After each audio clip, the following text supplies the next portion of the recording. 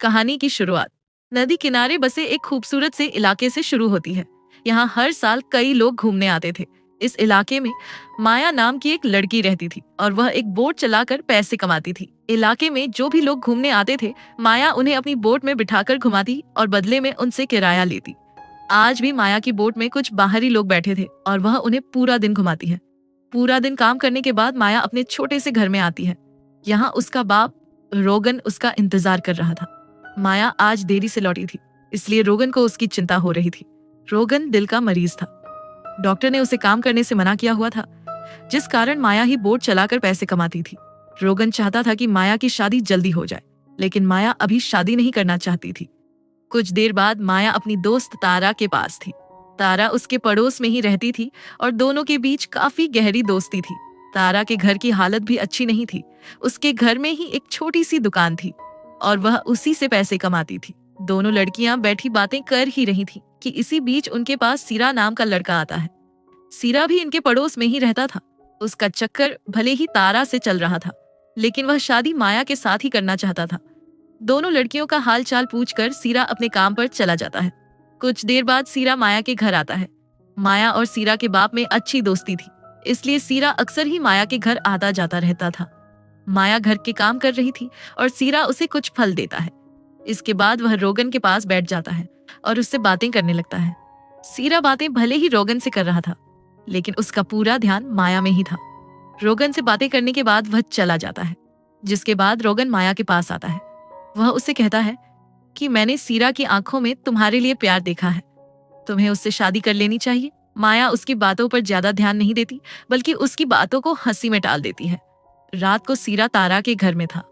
तारा घर में अकेली रहती थी, इसलिए सीरा उसके घर आता जाता रहता था। दोनों दारू भी पी रहे थे और गर्म गर्म बातें भी कर रहे थे। दारू पीने के बाद दोनों शुरू हो जाते हैं, लेकिन सीरा तारा की प्यास बुझा नहीं पाता और वह तारा को प्यासी ही छोड़कर चला जाता है।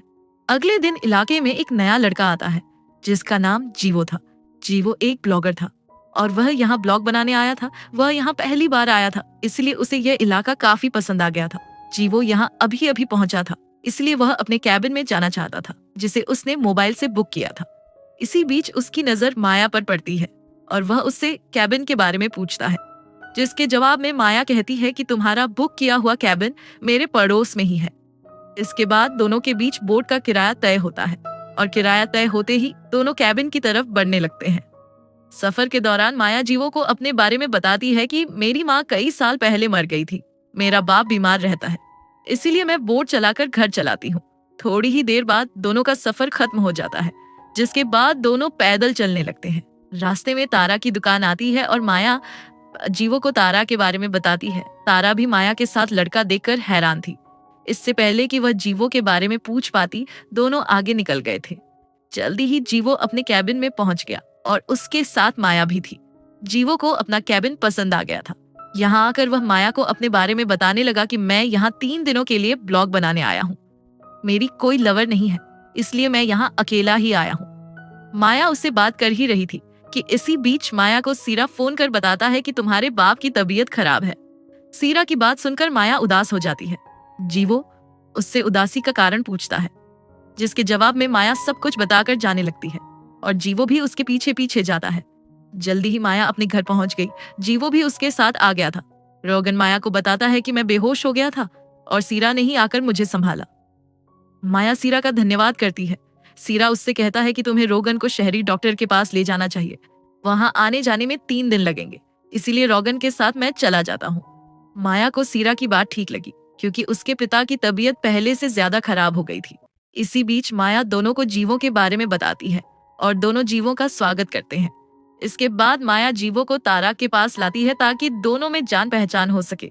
जीवो को देखते ही प्यासी तारा गर्म हो गई। अगर माया उसे ना रोकती तो वह जीवो का पानी निकाल देती। अगले दिन माया जीवो को बोट में बिठाकर घुमाने लगी। जीवो यहाँ 3 दिन रहने वाला था, इसलिए माया उसे तीनों दिन ही घुमाने वाली थी। जीवो को भी घूमने का बेहद शौक था और वह यहाँ की खूबसूरती देखकर खुश हो गया था। काफी देर घूमने के बाद दोनों एक किनारे पर आकर रुकते हैं। किनारे पर एक झोपड़ी बनी हुई थी और दोनों उसमें बैठकर बातें करने लगते हैं। जीवो माया को बताता है कि मैं बड़े शहर से जरूर हूँ, लेकिन वहाँ कोई भी खूबसूरत नजारा नहीं है। माया से बातें करने के बाद जीवो अपने कपड़े उतारकर नदी में नहाने लगा। माया उसका शरीर देखकर गर्म हो गई थी। जीवो उसे भी नहाने को कहता है, लेकिन शर्मीली माया उसकी बात नहीं मानती। कुछ देर बाद माया अपने घर में थी और नहाकर सोने की तैयारी कर रही थी। इसी बीच उसे जीवो का शरीर याद आने लगा।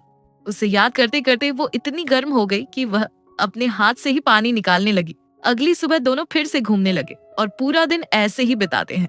रात को माया जीवो के कैबिन में थी। जीवो मौका देकर उसे पूछता है कि क्या तुम मेरे साथ शहर जाना चाहती हो? माया कहती है कि मैं कभी शहर नहीं गई, मेरा दिल तो बहुत करता है, लेकिन मैं अपने बीमार पिता को छोड़कर जा नहीं सकती। उसकी बात सुनकर जीवो कहता है कि मैं तुमसे बेहद प्यार करता हूँ और तुम्हें अपने साथ शहर ले जाना चाहता हूँ। इतना कहकर वह माया को चूमने लगा और फिर उसे गर्म कर उसकी गुफा में धमाके करने लगा। अगली सुबह माया अपने घर की तरफ भाग रही थी और तारा उसे भागते देखकर हैरान थी। माया जल्दी जल्दी अपने घर में आती है और फिर अपने कपड़े पैक करने लगती है। माया ने जीवो के साथ जाने का फैसला कर लिया था, इसलिए वह अपने कपड़े पैक करने लगी थी। इसी बीच वह कोई आवाज सुनकर सारा सामान छुपा देती है। माया का पिता रोगन घर आ गया था और उसके साथ सीरा भी था। दोनों एक दिन पहले ही वापस आ गए थे, इसलिए दोनों को देखकर माया हैरान हो गई थी। दोनों को डॉक्टर जल्दी मिल गया था। उसने रोगन की दवाइयां बदल दी थी और यह सब कुछ माया को बताकर सीरा जाने लगा। रास्ते में सीरा को तारा मिलती है। तारा उसे जल्दी जल्दी अपना फोन दिखाती है। फोन में एक वीडियो थी जिसमें माया जीवो के साथ घूम रही थी और उसे चूम भी रही थी। वीडियो देखने के बाद सीरा जीवो के पास आकर उसे मारने लगा। इसी बीच माया भी उनके पास आती है और सीरा को रोकने लगती है। सीरा गुस्से में आकर कहता है कि यह साला बाहरी बंदा गंदा है, यह साला तुम्हारी गुफा के मजे लेकर भाग जाएगा। उसकी बात सुनकर माया उससे कहती है कि तुम्हें अपने काम से काम रखना चाहिए। मैं जीवो से प्यार करती हूँ और यह भी मुझसे प्यार करता है। माया की बातें सुनकर सीरा उदास हो गया, जिसके बाद वह वहां से चला जाता है। कुछ देर बाद सीरा तारा के घर में था। सीरा का मन आज काफी उदास था, इसलिए तारा गर्म गर्म बातें कर उसे खुश करने की कोशिश कर रही थी। कुछ देर बातें करने के बाद तारा उसका पानी निकालने लगी। दोनों अभी मजे कर ही रहे थे कि इसी बीच माया उन्हें देख लेती है। माया को नहीं पता था कि इन दोनों का चक्कर चल रहा है। वह गुस्से में जैसे ही जाने लगी तो सीरा उसे रोकने की कोशिश करता है। माया रुकते रुकते कहती है कि तुम शादी तो मुझसे करना चाहते थे, लेकिन मजे तारा के साथ कर रहे हो। तुम धोखेबाज हो और धोखेबाज ही रहोगे। इतना कहकर वह वहां से चली जाती है। अगली सुबह जीवो एक बोट के पास बैठा था और वह माया का इंतजार कर रहा था। उधर माया ने भी अपना सामान तैयार कर लिया था। वह सब कुछ छोड़कर जीवो के साथ शहर जाने वाली थी। इससे पहले कि वह घर से निकल पाती, रोगन उसे देखकर कहता है कि मुझे पता है कि तुम घर छोड़कर जा रही हो। मैं तुमसे बस इतना ही पूछना चाहता हूँ कि क्या तुम उसके साथ खुश रहोगी जिसके लिए तुम यह सब कर रही हो। रोगन की बातें सुनकर माया बुद्ध सी बन गई थी। जीवो उसे कई फोन करता है, लेकिन माया उसका कोई भी फोन नहीं उठाती। जीवो के फोन की बैटरी लो थी, जिस कारण उसका फोन जल्दी ही बंद हो जाता है। उधर माया रोगन से कहती है कि मैं जीवो से बेहद प्यार करती हूँ। मैं उससे शादी करना चाहती हूँ और शादी के बाद उसी के साथ रहना चाहती हूँ। उसकी बातें सुनकर रोगन उससे कहता है कि अगर तुम्हें पूरा यकीन है कि जीवो तुम्हें खुश रखेगा, तो तुम्हें उसके साथ जरूर जाना चाहिए। दूसरी तरफ जीवो को लगने लगा कि माया उसके साथ नहीं जाएगी, इसलिए वह अकेला ही बोट में बैठकर जाने लगता है।